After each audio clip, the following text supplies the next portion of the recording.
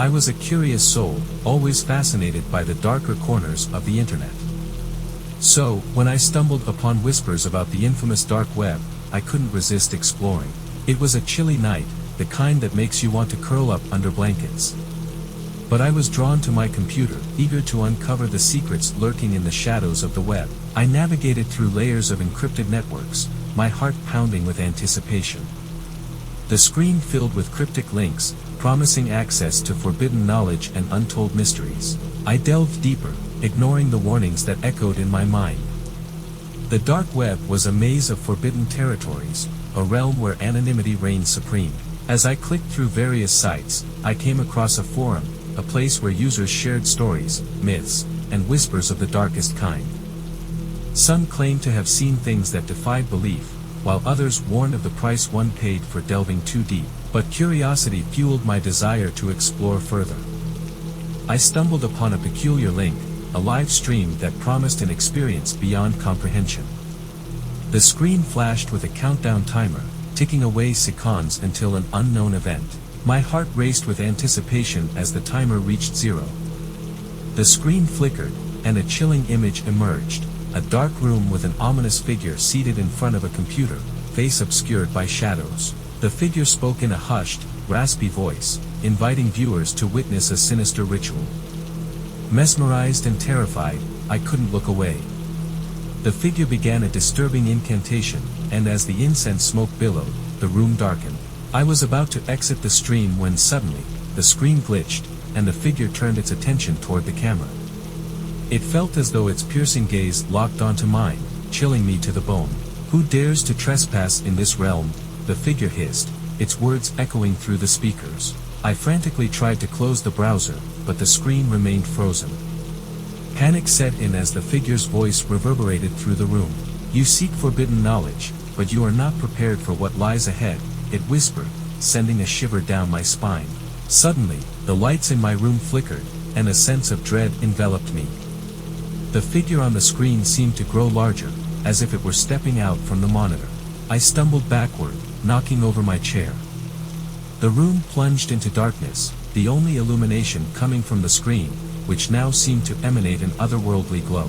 My heart pounded in my chest as I fumbled for the power switch, desperate to escape the chilling presence that had invaded my space. But as I managed to turn off the computer, a bone-chilling silence filled the room. I was left in utter darkness, feeling a presence lurking in the shadows, an ominous entity that had crossed over from the dark web into my world. The hair on the back of my neck stood on end as I heard a voice, not from the screen, but from somewhere within the room. "You have trespassed into realms unknown," it whispered, sending a chill down my spine. Panic consumed me as I groped for the light switch, desperate to banish the darkness that seemed to harbor unseen horrors. When the lights finally flickered on, the room was empty, devoid of any eerie presence. Yet, a lingering sense of unease remained, a reminder of the darkness I had dared to explore. From that day forward, I stayed away from the dark web, haunted by the terrifying encounter that had seeped into my reality. The internet's darkest corners held secrets too perilous for any mortal to unearth, and I had learned that the hard way. The glitter on the disco ball danced in my bleary eyes, strobe lights painting the crowded dorm room in fleeting neon. My roommate, Sarah, had dragged me to this frat party, her usual Friday night ritual, promising I wouldn't regret it. Being the studious type, I usually preferred the company of dusty textbooks to sticky dance floors, but Sarah's infectious enthusiasm wore me down. And then, there was Mark. He materialized in the hazy periphery of the room, his smile as sharp as his jawline, his eyes like melted caramel. We talked, laughed, even shared a stolen kiss in the dim corner of a hallway, the heat of his touch sending a shiver down my spine. He invited me back to his place, but something in his eyes, a flicker too dark, made me hesitate. I politely declined, the alcohol fog thinning enough for caution to seep through. Back in the sterile confines of our dorm room, sleep claimed me in waves. When I woke up, the world tilted, nausea swirling in my stomach like a bad omen. On the bedside table, amidst crumpled tissues and discarded candy wrappers, lay a scrap of paper. A phone number, scribbled in messy handwriting, stared back at me, a silent reminder of the night before.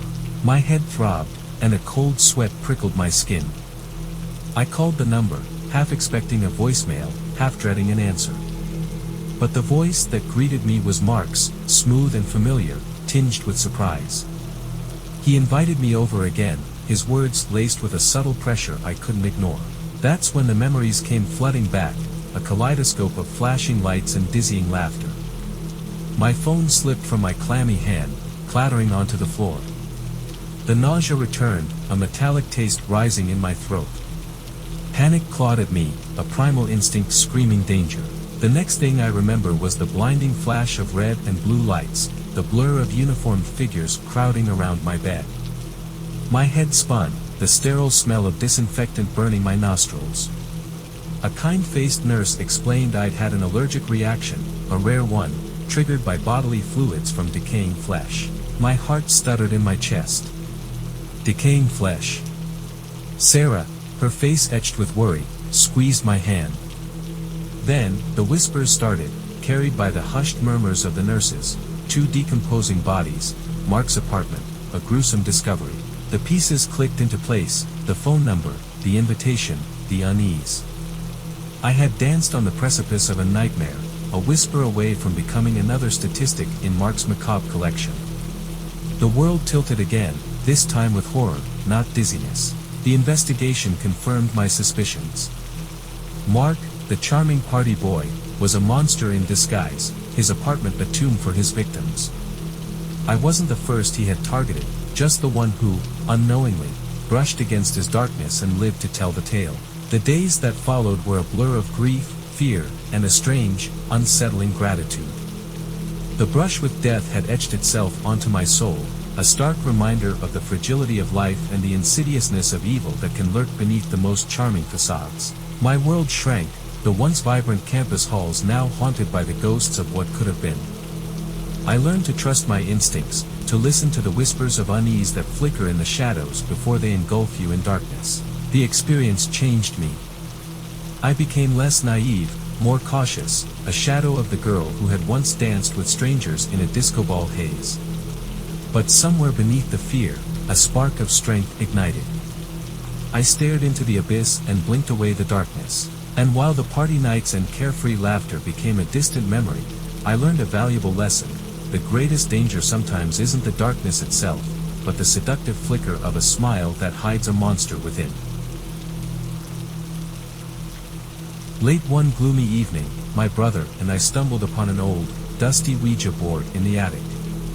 Curiosity mingled with apprehension as we convinced each other to give it a try.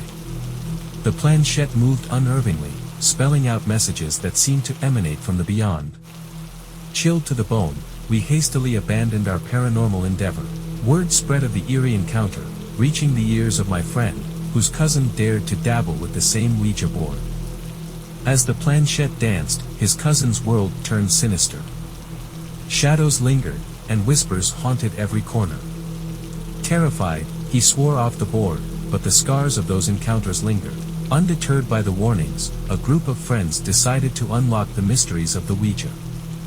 As the planchette glided, an unsettling energy enveloped the room. One among us, wide-eyed, recounted near-death experiences. It was a brush with the other side, a realm that should have remained untouched. Curiosity, a relentless force, gripped another individual. Alone, they summoned the Ouija's spectral energy. The air thickened, strange occurrences unfolded. Frightened but determined, they bid farewell to the ominous board, banishing it from their lives. As the Ouija board disappeared, so did the ominous presence, leaving a haunting tale in its wake. In the realm of the supernatural, the Ouija board serves as a gateway to the unknown.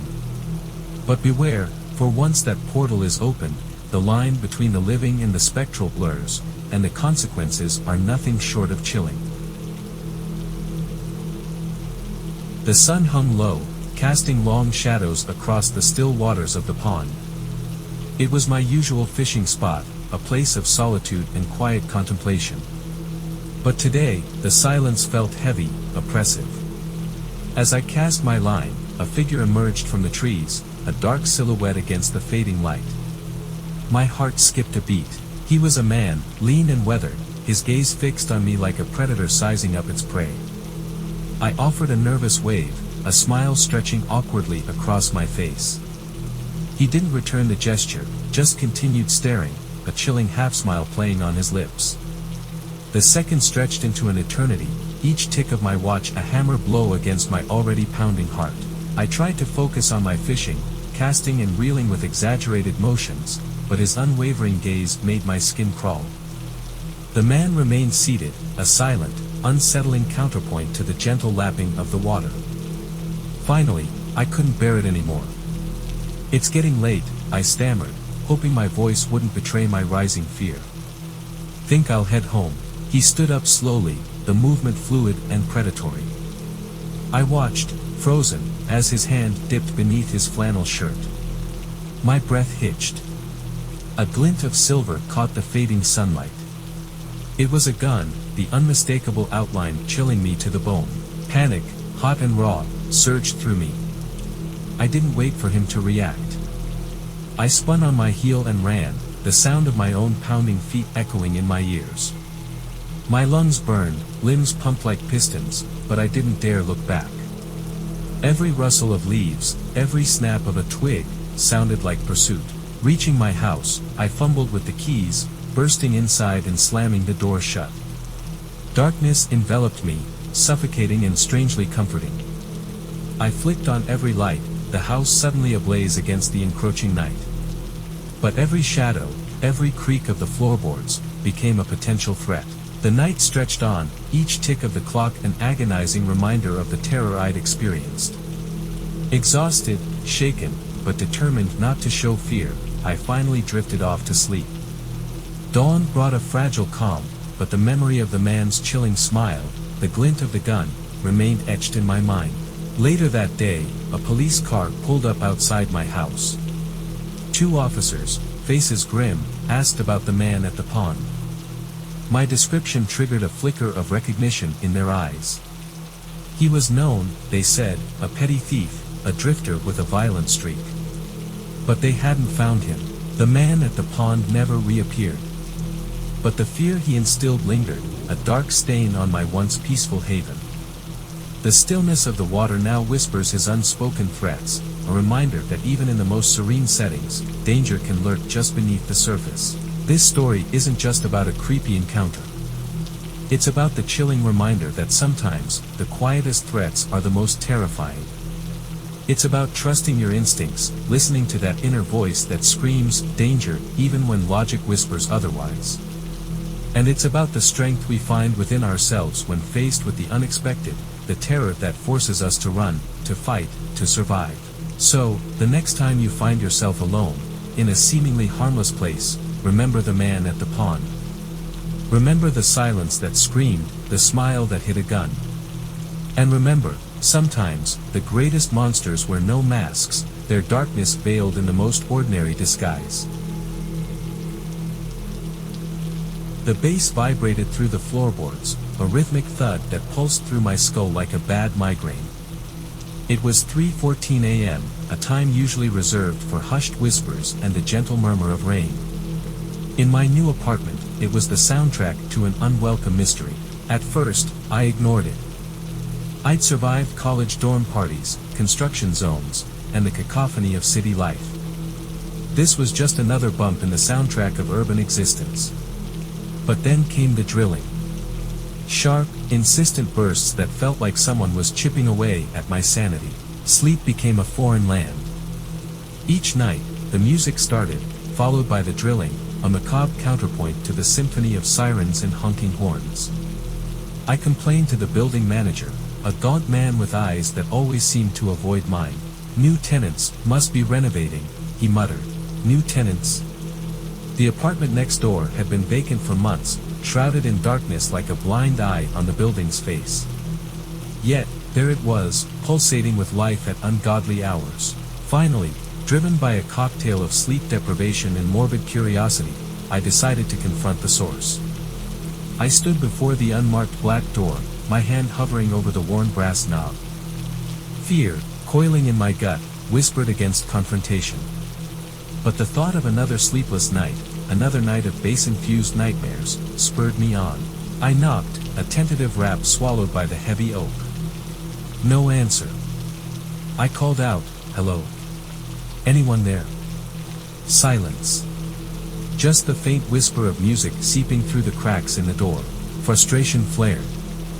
I banged on the door, my knuckles throbbing against the unyielding wood. A sudden thump from within, the music stuttering like a hiccup, then silence. Finally, the latch clacked, the door creaking open a sliver.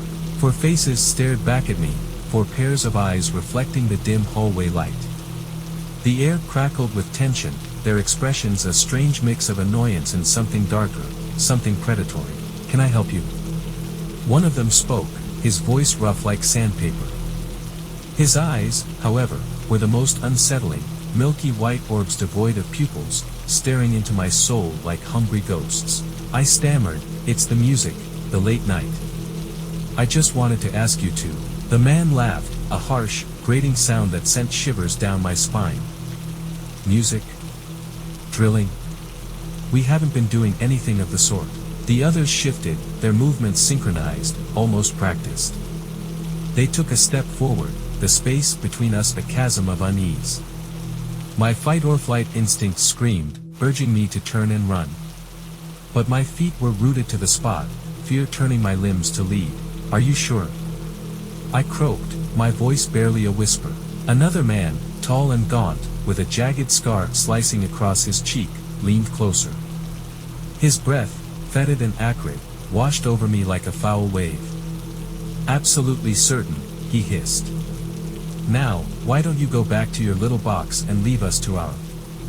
He paused, a cruel smile playing on his lips. "Renovations." I stumbled back, heart hammering against my ribs. They watched me go, their white eyes burning into my back, until I slammed my own door shut, the flimsy barrier offering little comfort. The music stopped, the drilling ceased. But the silence that followed was worse, a pregnant emptiness that felt heavier than the loudest cacophony. Each creak of the building, each sigh of the wind, sounded amplified, distorted by the echo of that unsettling encounter. Days turned into weeks, the memory of those white eyes lingering like phantoms in my mind. I slept with headphones on, blasting white noise to drown out the ghosts of the music and the drills. But sometimes, in the dead of night, I swear I hear it again, a faint tremor through the floor, a whispered rhythm that pulls at the edges of my sanity. I haven't been back to the door. I haven't confronted the building manager.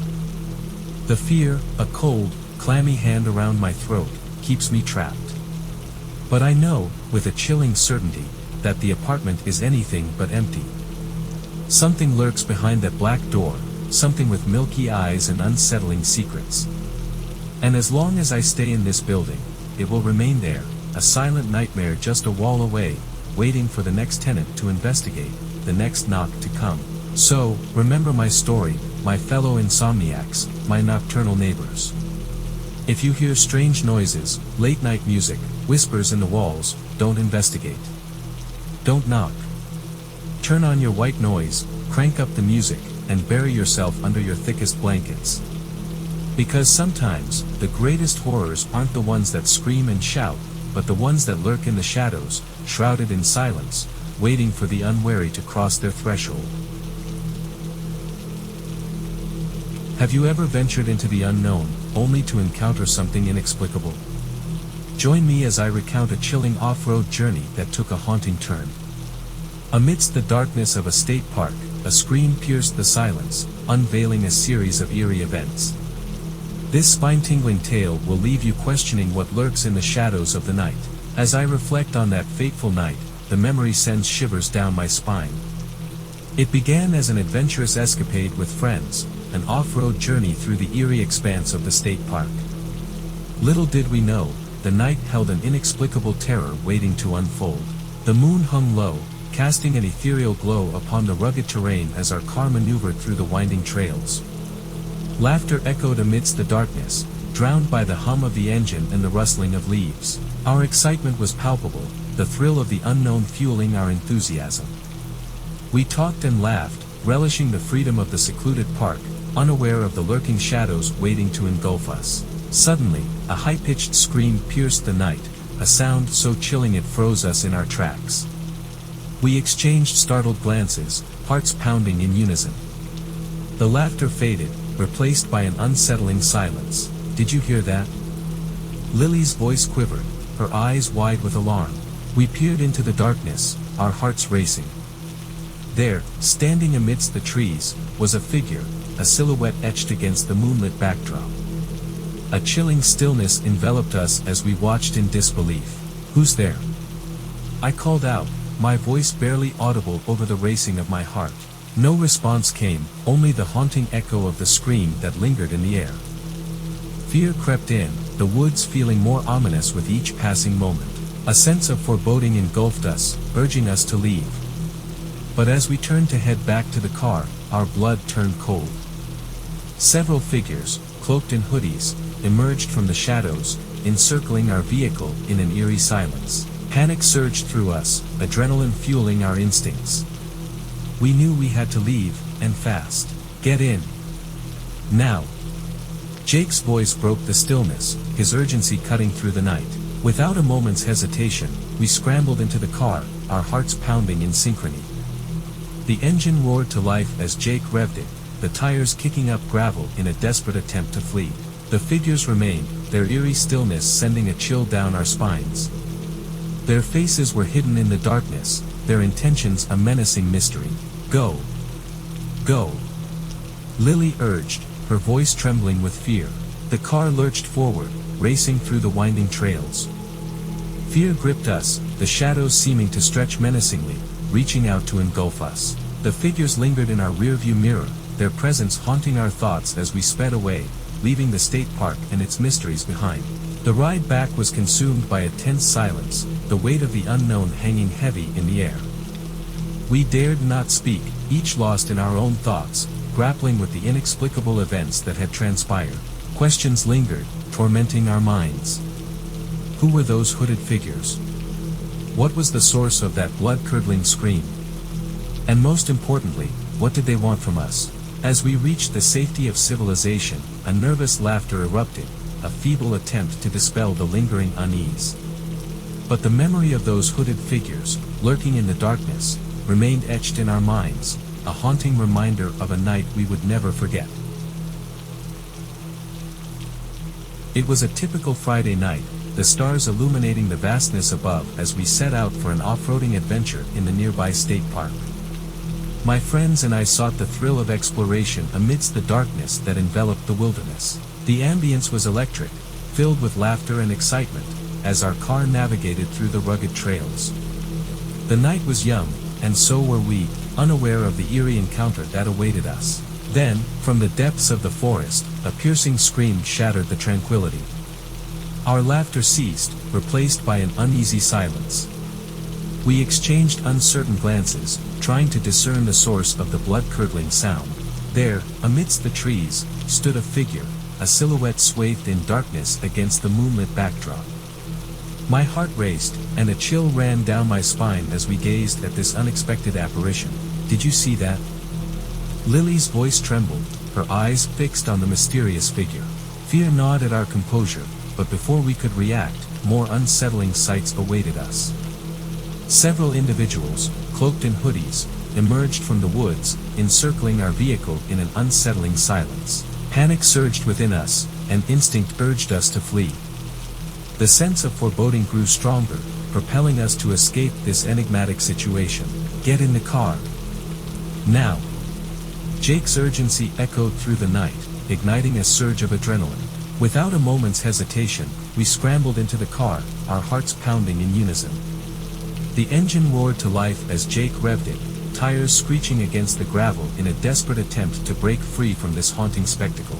The figures remained motionless, their faces concealed in darkness, their intentions veiled in mystery. The unsettling encounter etched fear into our minds as we sped away, the headlights piercing through the pitch-black night. As we raced down the trails, the trees blurred past us. Fear lingered, overshadowing the relief of escape. Questions raced through our minds, but answers eluded us, leaving behind an unnerving uncertainty. Silence enveloped the car, each of us lost in our thoughts, grappling with the inexplicable events that had transpired. The night had transformed from an adventure into a chilling ordeal we could not comprehend. Eventually, the city lights greeted us, marking our return to civilization. An uneasy laughter broke the silence, a feeble attempt to dispel the lingering fear that gripped us. The memory of those hooded figures lingered, haunting our thoughts, a reminder of a night that began with excitement and ended in a surreal encounter, leaving us with more questions than answers. It was 3 a.m., my shift at the 24-hour Home Depot dragging like a rusty nail across concrete. Most nights were uneventful, the clinking of metal the only soundtrack to our nocturnal stalking duties. Then there was the insulation section. A vast sea of fluffy fiberglass, it held an inexplicable mystique for the odd late-night customer. We'd had the marble countertop couple, the jorts-clad toilet paper enthusiast, and even a guy trying to buy a lawnmower at 4 a.m., we politely declined. But nothing prepared me for what awaited in the R30 section. My co-worker, Mark, and I were wrestling with a fallen stack of insulation when it happened. A hand, clammy and cold, emerged from the depths, its fingers wrapping around my wrist. My scream echoed through the empty store, bouncing off shelves laden with paint cans and power tools. Mark's jaw dropped, mirroring my own terror. Before I could even process the absurdity of the situation, our store manager, Mr. Johnson, materialized, his booming voice demanding an explanation. As the hand tightened on my arm, panic bloomed in my chest. We pulled back the insulation, revealing not a ghostly apparition, but a disheveled figure, bleary-eyed and reeking of cheap liquor. He'd somehow burrowed into the soft embrace of the fiberglass, turning the Home Depot into his own drunken igloo. The man was incoherent, mumbling apologies and nonsensical phrases. We called the police, the flashing lights painting grotesque shadows on the ceiling tiles. As they hauled him away, I couldn't help but feel a morbid fascination with the insulation section. The incident left an invisible stain, a constant reminder of the unexpected horrors that could lurk in the most mundane corners. After that night, the insulation bay held a different air. Each rustle, each whisper of fiberglass, sent shivers down my spine. The 24-hour experiment ended soon after, and while I missed the quiet camaraderie of the night shift, I couldn't deny a newfound respect for the ordinariness of hammers and paintbrushes. After all, sometimes, the scariest things aren't ghosts or monsters, but the unexpected hand reaching out from the dark, reminding you that even a home improvement store can hold secrets better left undisturbed. Amelia's heart raced with excitement as she unwrapped her birthday gift from her mother. A small, plush teddy bear sat nestled within the colorful wrapping paper. Its beady black eyes seemed to stare directly into her soul. A sense of unease washed over her, but Amelia brushed it off as her imagination playing tricks on her. That night, as Amelia lay in bed, the teddy bear sat perched on her dresser, its stitched smile seemingly widening in the moonlight. As she began to drift off to sleep, a faint whisper echoed through the room, causing her eyes to snap open. Amelia glanced around, but the room remained still and silent. Over the next few nights, strange occurrences became commonplace. Amelia awoke to find the teddy bear in different positions around her room, as if it had a life of its own. Objects toppled over, whispers echoed in her ears, and shadows danced across the walls. The once beloved teddy bear now instilled fear in her heart. One evening, as Amelia mustered the courage to confront the eerie presence, she noticed a faded letter tucked beneath the bear's arm. Her trembling hands unfolded the worn paper, revealing words etched in crimson ink. The letter spoke of a child long forgotten, a child whose soul had become trapped within the teddy bear's fabric. Amelia's blood ran cold as she read further. The child's spirit yearned to be set free, to find solace beyond the confines of the plush prison. With each passing night, the spirit grew stronger, its desperation fueling a malevolent energy that permeated Amelia's once safe haven. Determined to bring an end to the haunting, Amelia embarked on a mission to break the teddy bear's curse. She sought guidance from a wise old woman, who revealed an ancient ritual that could banish the spirit. Together, they gathered the necessary ingredients and performed the ritual within the safety of a sacred circle. As the incantations echoed through the room, the teddy bear convulsed, emitting an otherworldly shriek. Dark energy swirled around Amelia, threatening to engulf her. With every ounce of her strength, she fought back, reciting the final words of the ritual. Suddenly, silence fell. The room cleared, and the teddy bear lay motionless on the floor. The curse had been broken. Amelia felt a weight lift from her shoulders as she released the trapped spirit, setting it free to find peace at last. But even as she rejoiced in her victory, a lingering chill hung in the air. Amelia knew that some things were never truly forgotten, and the memory of that haunted teddy bear would forever haunt her dreams, a reminder of the darkness that dwells within innocent gifts. I've always been fascinated by the paranormal. As a child, I would spend hours reading ghost stories and watching horror movies. I dreamed of one day having my own paranormal encounter. My dream finally came true when I was on a trip to Serbia. I was staying in a small village in the mountains, and I had heard rumors of a haunted house nearby. I decided to investigate. The house was old and abandoned, and it looked like it had been empty for years. I approached the house cautiously, and I peered through a broken window. I couldn't see anything inside, but I felt a chill run down my spine.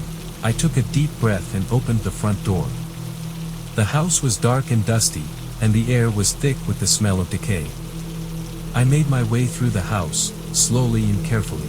I came to a large room at the end of the hall. The room was empty, except for a single chair in the center. I walked over to the chair and sat down.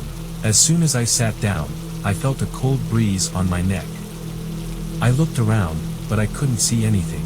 "Hello?" I said. "Is anyone there?" There was no answer. I stood up and started to walk out of the room. But before I could reach the door, I heard a noise behind me. I turned around and saw a figure standing in the corner. The figure was a woman. She was tall and thin, and she was wearing a long, white dress. Her hair was long and black, and her face was pale and gaunt. The woman was staring at me with her cold, black eyes. I felt my heart start to race. "Who are you?" I asked. The woman didn't answer. She just kept staring at me. I took a step back. "I should go," I said. I turned and ran out of the room. I didn't stop running until I was out of the house and into the fresh air. I sat down on a rock and tried to catch my breath. What had I just seen? Was it a ghost? I didn't know what to think. But I knew one thing for sure: I would never forget my encounter with the Serbian dancing lady. Years later, I've never been able to shake the memory of my encounter with the Serbian dancing lady. I've tried to research her, but I haven't been able to find any information about her. Some people say that she's a ghost, while others say that she's a demon. But one thing is for sure: she's real. I still have nightmares about her. In my dreams, she's always chasing me. She's always trying to catch me. I know that one day, she'll find me. And when she does, I'm not sure what I'll do. Epilogue. I was sitting in my living room, watching TV, when I heard a noise. It was a soft noise, like someone whispering my name. I turned off the TV and listened. I could hear the sound of footsteps coming from the hallway. I stood up and slowly walked towards the hallway. The footsteps stopped. I peered around the corner, but I didn't see anything. "Hello?" I said. "Is anyone there?" There was no answer. I started to walk back to the living room, but then I stopped. I felt a cold breeze on my neck. I turned around and saw the Serbian dancing lady standing in the doorway. She was staring at me with her cold, black eyes. I screamed and ran back to the living room. I locked the door and hid under the couch. I could hear the Serbian dancing lady laughing. She was laughing at me. I knew that she was going to get me. And there was nothing I could do to stop her. The night draped the highway in an inky blackness, the road empty and silent except for the hum of the cab's engine. I sat in the back seat, my gaze wandering through the window at the endless stretch of darkness. The cab driver, an older man with a weathered face and tired eyes, occasionally glanced at me through the rearview mirror. His expression conveyed a mix of weariness and familiarity, as though he had seen it all but remained wary of the night's mysteries. "Long day?" he asked, breaking the monotony of the silence. I nodded, a sigh escaping my lips. "Just trying to get home." The cab rumbled along the desolate highway, the occasional flickering streetlight casting fleeting shadows across the road. The solitude of the night was unsettling, the silence stretching on like an abyss. Minutes passed, and a sense of unease settled within me. I couldn't shake the feeling of being watched, a lingering sensation that crawled beneath my skin. "Is everything all right?" I inquired, noticing the driver's tense demeanor. He hesitated, his eyes darting to the rearview mirror before returning to the road. "It's nothing. Just the night playing tricks, you know." I nodded, though the uneasiness lingered, the darkness outside seeming to press against the windows, encroaching upon the safety of the cab. The highway seemed endless, a path swallowed by the darkness. Each passing mile intensified the disquiet, the night closing in around us like a suffocating cloak. As we ventured further into the night, the driver's grip on the steering wheel tightened, his knuckles turning white. His gaze flickered between the road ahead and the rearview mirror, an air of urgency enveloping him. "Is something wrong?" I questioned, my voice trembling slightly. He shook his head, but I could sense his growing discomfort. An ominous tension hung in the air, an invisible weight that pressed upon us. Minutes stretched into an uncomfortable silence, broken only by the hum of the engine. The highway remained eerily devoid of any signs of life, the night refusing to yield its secrets. Then, a sudden shift in the driver's demeanor caught my attention, a sharp intake of breath, a glance in the rearview mirror filled with dread. I followed his gaze, straining to discern what troubled him, but the darkness outside the cab concealed everything in an impenetrable shroud. "Is there something behind us?" I asked, my voice barely audible over the rumbling of the cab. He remained silent, his eyes fixed on the mirror, an expression of pure dread etched on his face. Suddenly, a chill ran down my spine as I noticed a faint glow in the distance, a pair of eerie, glowing eyes reflected in the rearview mirror, fixed upon us with an otherworldly intensity. The driver's breaths quickened, his hands trembling on the steering wheel. "We have to go faster," he muttered, his voice quivering with fear. I strained to see what troubled him, but the darkness outside the cab seemed to stretch infinitely. The glowing eyes drew closer, an ominous silhouette materializing in the dimness, an entity neither human nor animal, its presence exuding an otherworldly aura. Fear gripped us both, the tension in the cab thick as the night itself. We were trapped in a surreal nightmare, pursued by an unknown entity on the desolate highway. As the entity drew nearer, the driver's prayers filled the air, his voice a trembling whisper. The cab accelerated, but the entity matched our pace effortlessly, its presence growing more malevolent with each passing second. Desperation consumed us, the tension escalating with the relentless pursuit. I fumbled for my phone, attempting to call for help, but the signal was lost to the void of the night. The entity loomed closer, a haunting figure shrouded in darkness and mystery. It seemed to emanate an aura of malevolence, its presence suffocating. Suddenly, a jolt shook the cab, breaking the entity's grasp. The driver, wide-eyed and trembling, raced ahead, leaving the haunting figure behind. Relief flooded the cabin as the entity faded into the distance, swallowed by the endless night. But the night had taken its toll, a sense of foreboding lingering in the air. We rode in silence, the highway gradually giving way to familiar city lights. The driver's composure returned, but a haunted look remained in his eyes, a silent testament to the chilling encounter we'd shared on that desolate stretch of road.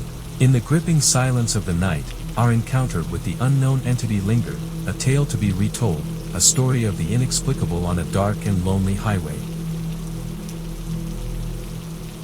I've always been a bit of a thrill seeker. I love roller coasters, horror movies, and anything else that gets my adrenaline pumping. But nothing could have prepared me for the terrifying experience I had one night. It was a cold, winter night, and I was driving home from a late shift at work. The roads were empty, and the only sound was the hum of my car engine. I was about halfway home when I saw a figure standing in the middle of the road. I slammed on my brakes and swerved to avoid hitting it. The figure was a woman. She was wearing a long, white dress, and her hair was blowing in the wind. She looked like she was out of a horror movie. I got out of my car and cautiously approached the woman. "Are you okay?" I asked. The woman didn't answer. She just stared at me with her empty, black eyes. "I'm going to call the police," I said. I turned around and walked back to my car. But when I turned back around, the woman was gone. I stood there for a moment, confused. Had I imagined her? I got back in my car and started driving again. But I couldn't shake the feeling that something was wrong. I was about a mile from home when I saw the woman again. She was standing in the middle of the road, just like before. I slammed on my brakes again, but this time I couldn't swerve in time. I hit the woman at full speed. I got out of my car and rushed to the woman's side. She was lying on the ground, motionless. I knelt down next to her and felt for a pulse. There was none. The woman was dead. I stood up and looked around. There was no one else in sight. I didn't know what to do. I was scared and confused. I decided to call the police. I took out my phone and dialed 911. 911, what's your emergency? I hit someone with my car, I said. Where are you? The dispatcher asked. I gave the dispatcher my location. A police officer will be there shortly, the dispatcher said. I waited for the police to arrive. I was so scared that I could barely breathe. A few minutes later, a police car pulled up. A police officer got out of the car and walked over to me. What happened? The police officer asked. I hit someone with my car, I said. But when I got out to check on them, they were gone. The police officer looked around. Is anyone else here? He asked. No, I said. I'm all alone. The police officer sighed.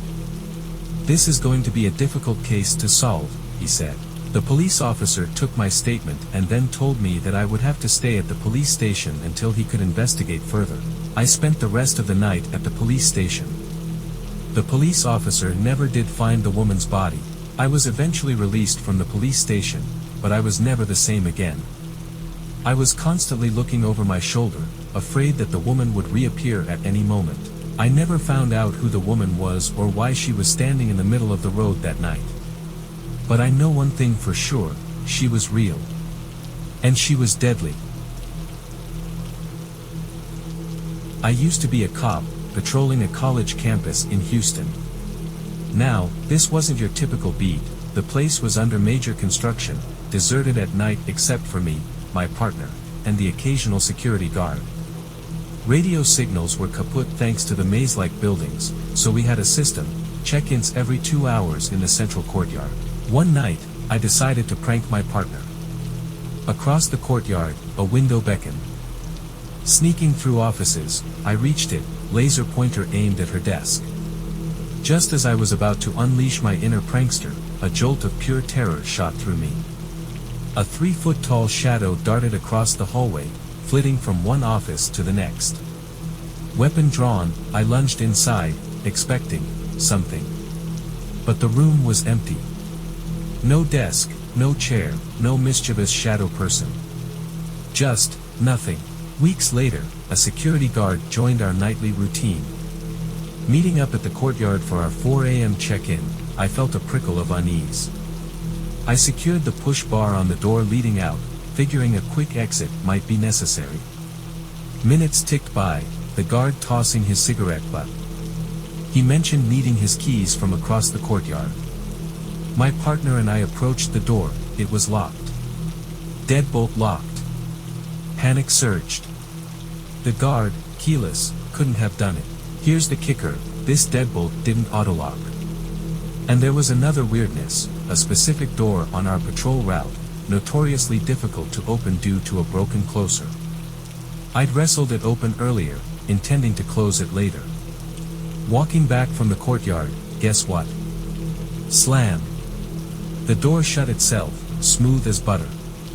By now, every creak and groan in the deserted building had my nerves on edge.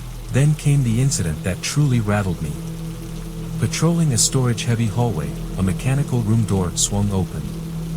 Weapon drawn, heart hammering, I backed away. No one emerged. These doors were heavy-duty, self-closing. Negative. My partner arrived, and together, we cleared the room. Empty. No way in, no way out. Just an unsettling emptiness. There were other things, whispers in empty offices, shadows flitting past windows. But these stand out, the phantom shadow figure, the inexplicably locked door, the self-opening, impossible to close door. The college eventually reopened, the construction crew chasing away the weirdness. But those experiences left a permanent mark. This isn't just a ghost story. It's a reminder that sometimes, the scariest things can't be explained. It's a chill sent down your spine as you walk down a dark hallway, a feeling that something unseen, something unwelcome, watches from the shadows. So, the next time you're in a deserted building, remember this story. And maybe, just maybe, think twice about being alone. This happened back in my college days, working a summer job at a shoe store in a deserted strip mall. Closing shift usually meant a lonely walk to my car in the near-empty parking lot. One night, after locking up, I hopped in my car, ready to head home. But when I turned the key, nothing. The engine sputtered and died. Great. Stuck, miles from civilization with a dying phone. I called my dad, explaining the situation. He said he'd be there in 30 minutes. The silence in the parking lot was deafening. As I scrolled through social media, trying to distract myself, a figure emerged from the shadows. A hooded man, head down, meandering through the lot. He seemed to veer towards my car, then changed course, disappearing behind the building where I worked. Creepy, for sure. Nature called, and with my dad on the way, I figured a quick dash to the gas station bathroom wouldn't hurt. The walk was uneventful, the man nowhere to be seen. Relief washed over me. But as I rounded the corner back to the store, my blood ran cold. The hooded figure was back, this time by my car. He yanked on the door handle, then slammed his fist against the window. Panic clawed at my throat. He noticed me, a feral glint in his eyes, and started walking towards me. I bolted. Heart hammering, I sprinted behind the building, praying for a back exit. But there was none. He followed, relentless. My only hope, a full lap around the building, praying my dad would arrive any second. Just as I reached the front again, headlights pierced the darkness. It was my dad, pulling up in his truck. I didn't hesitate. I sprinted towards him, the hooded figure hot on my heels. My dad yelled, but the words were lost in the roar of adrenaline. The man was gaining on me. In a desperate move, I leaped for the open bed of the truck, scrambling in just as my dad slammed the gas pedal. The tires squealed, throwing gravel as we sped away. The figure chased us for a terrifying moment before giving up. Safe at last, my dad called the police. We returned to find the parking lot deserted, my car dented and violated.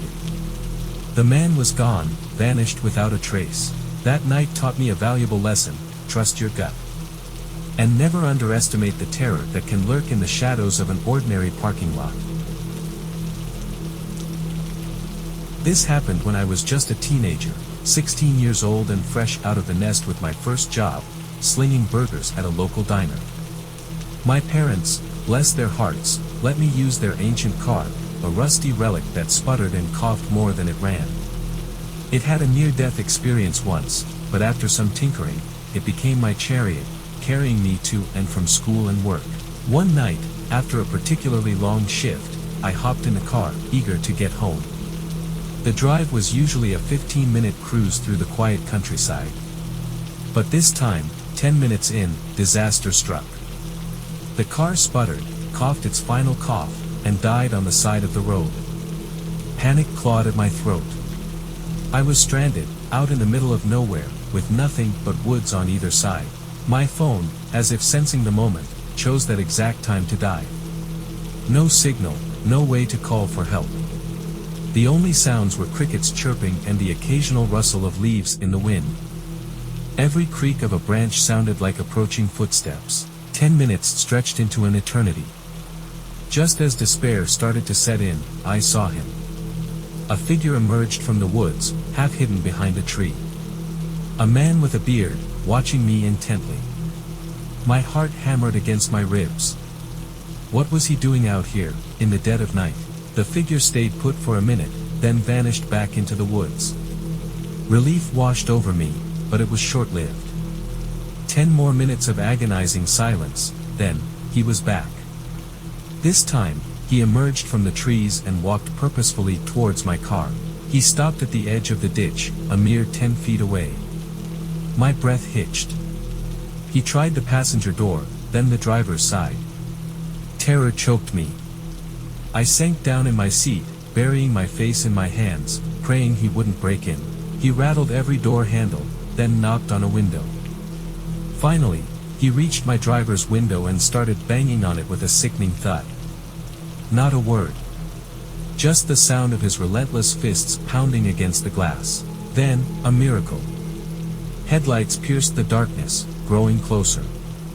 The sound of a car horn, insistent and frantic. The banging stopped. Relief flooded me as I recognized the headlights. It was my parents. The bearded figure melted back into the woods as my parents pulled up beside me. I scrambled out of the car, tears welling in my eyes. They rushed me into their SUV, safe and sound. The police were called, the woods were searched, but the man was gone. Vanished without a trace. That night, I learned a valuable lesson. Sometimes, the quietest places hold the darkest secrets. And even a beat-up car can be a lifesaver, especially when it decides to break down at the exact right moment. You guys ever have one of those mornings where everything goes wrong, then just keeps going wrong? Yeah, that was me a couple years ago. Just a regular dude, living the office drone life in the suburbs. One morning, head out to my detached garage, hop in my car, and nothing. Dead as a disco ball. Weird, this thing was running like a champ yesterday. Didn't have time to mess with it though, gotta get to work. Luckily, being close to the city has its perks. Snagged a ride share, got to the office on time.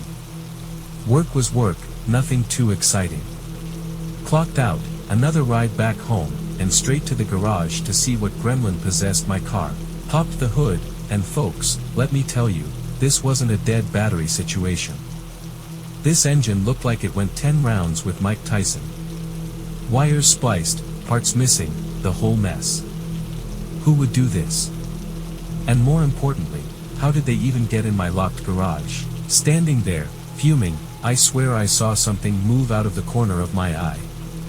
Down by the shelves, a figure huddled in the shadows. Before I could even yell, "Hey," the figure bolted upright, hammer in hand. Yeah, a hammer. Needless to say, I booked it. Slammed the garage door shut, locked the house door behind me just as the pounding on the door started. This wasn't a prank, folks. This was full-blown maniac with a power tool situation. Phone shaking in my hand, I dialed 911, heart hammering a frantic rhythm. Crouched by the back door, I listened to the glass shatter. This guy wasn't messing around. Then, silence. But the silence was worse, my mind conjuring up all sorts of horrifying scenarios. Just as I thought I couldn't take it anymore, I heard sirens. Thank the heavens. I snuck out the back door, ran to my neighbors, finally feeling a sliver of safety. It wasn't long before the cops arrived, and let me tell you, the look on their faces when they saw the state of my house, well, let's just say it wasn't disbelief. Turns out, the guy was high as a kite. He probably thought my garage was, I don't know, Narnia or something.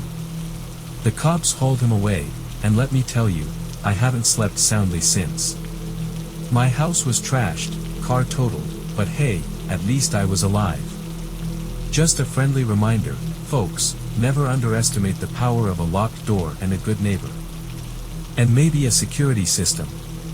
Yeah, definitely a security system. This is a tale of a wild Midwest storm, a misleading forecast, and a face-to-face encounter that'll leave you checking your locks twice. Picture this, Midwest monsoon season in full swing. Flood warnings bled into tornado watches, the nightly symphony of sirens a chilling melody. Now, I used to be a sucker for a good thunderstorm, cozy blanket, flickering TV, the raw power of nature playing out on my living room screen. Until tonight. The forecast promised a late-night thunderstorm, so imagine my surprise when flashes of light started illuminating my apartment around midnight. No time for Netflix, I raced to the couch, ripping my headphones off as I did. That's when the first sign of trouble hit, no thunder. Lightning without its booming counterpart felt off.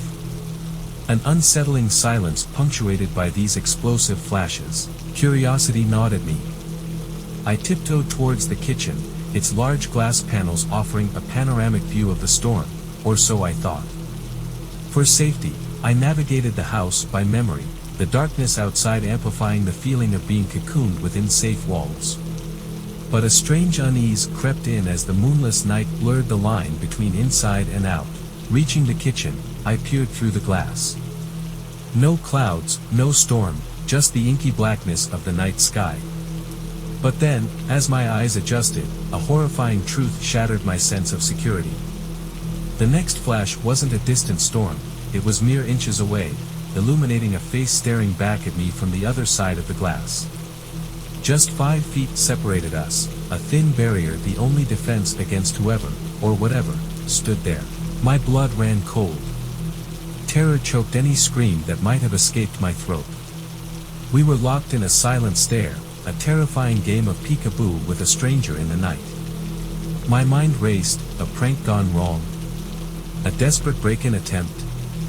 The possibilities, each more terrifying than the last, played on repeat in my head. Finally, as if sensing my fear, the figure vanished into the darkness. The flashes ceased, leaving me in an abyss of silence more horrifying than any storm could conjure.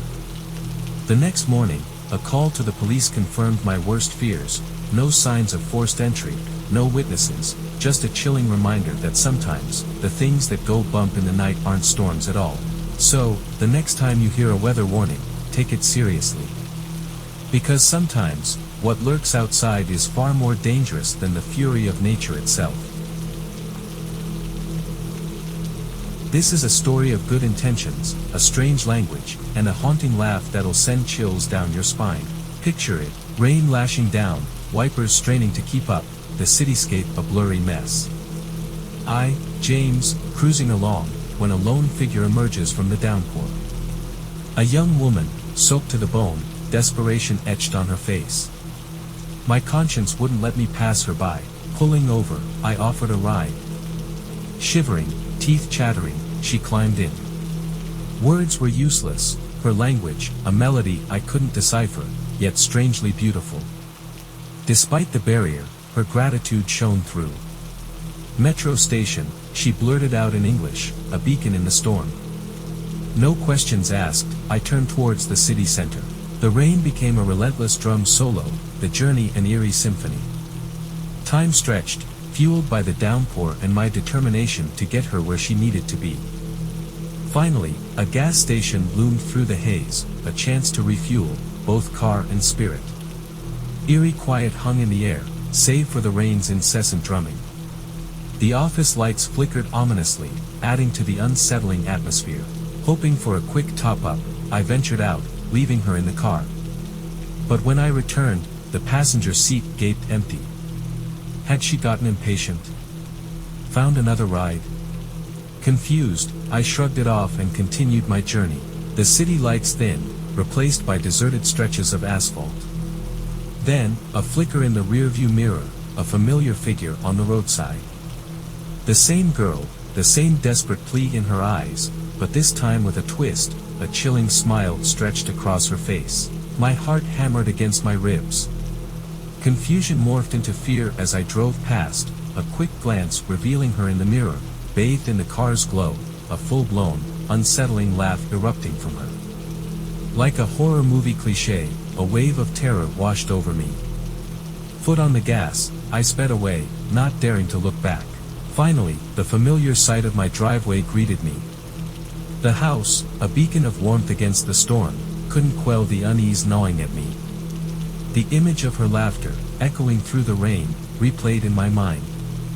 I practically bolted inside, locking the door with a trembling hand. Even within these walls, a sense of dread lingered. Every rustle of the wind, Every patter of rain seemed amplified. The more I tried to unravel the night's events, the deeper I plunged into a rabbit hole of unanswered questions. Who was she? Where did she come from? Why the laughter? There were no answers, only the chilling echo of her laughter and the unsettling feeling of being watched in the storm. So remember, folks, sometimes a helping hand can lead you down a path you never intended. Choose your hitchhikers wisely, because you never know where the road might take you, especially on a stormy night. Love these stories? Click on the video on your screen to listen to 2 hours of more horror stories to sleep tonight.